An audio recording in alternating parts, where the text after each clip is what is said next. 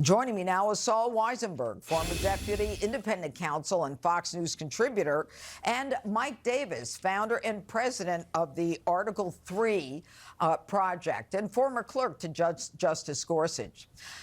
So Saul, I'll go to you first. Should Jack Smith be held in contempt, and will Judge Tanya Chutkan actually do it? Well, let's first talk about whether or not he's violated the court order, her stay order, and I think he clearly has when he filed his motion in limine.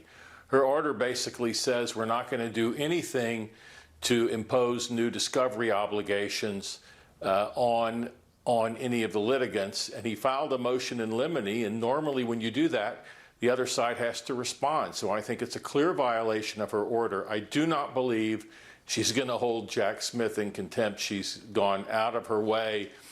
She's done everything possible to grant the government's motions in this case. So I don't think that's going to happen. I think at most what she will do is say that motion must be withdrawn right now. Okay, and Mike Davis, I'll go to you, and I want you to take a listen to this sound from CNN saying it's not a given that the Supreme Court is going to take the Trump immunity case. I don't know that it's a given the Supreme Court takes that. On the one hand, it's a big issue. It's a constitutional issue. We don't have a lot of guidance on it. On the other hand, there hasn't really been that much disparity, right? Every court that's looked at this, civil, criminal, lower courts, has said he's not immune. And so if they choose to stay hands off, then whatever the Court of Appeals rules will hold. What say you, Mike Davis?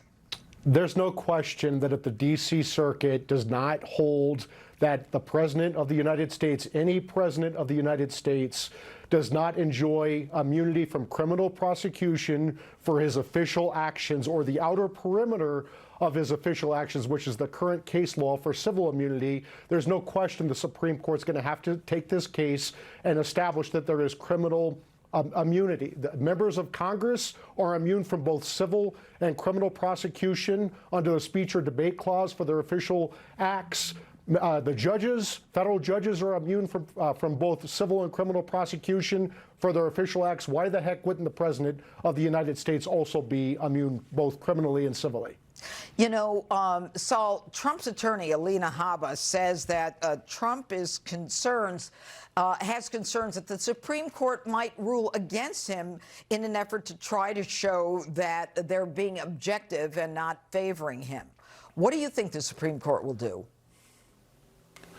Well, on the question of the Colorado case, remember, we've got two different issues. We have the immunity issue that Mike was just talking about, but Trump has now also appealed the Colorado Supreme Court's ruling knocking him off the ballot. Right. I think they will definitely take that case, and I think without question they will overrule the Colorado Supreme Court. So I don't think, I mean, this is a case of such incredible momentousness that I expect them to do their job and to seek to correctly interpret the Constitution. And I think you'll see a strong opinion by more than just 5-4, maybe even more than 6-3, overturning Colorado Supreme Court's decision.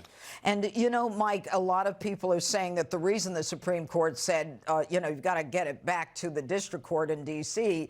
is because the immunity question, Jack Smith's immunity question, is because the Supreme Court will be ruling on this aspect of the case. And joining the Colorado now is the Maine Secretary of State. And it looks like it's going to keep going.